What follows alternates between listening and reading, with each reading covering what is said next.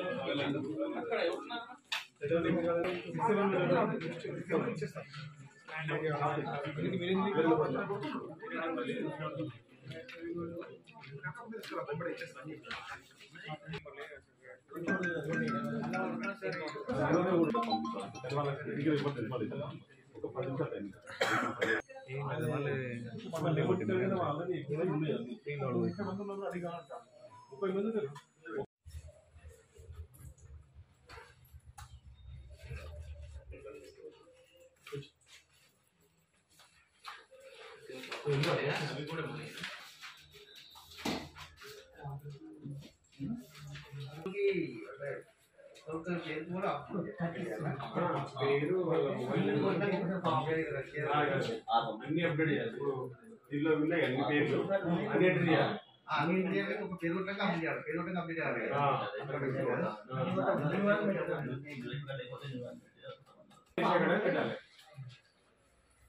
New ration card required. Aadhaar card లేకపోతే ఇక్కడ Aadhaar card లేదా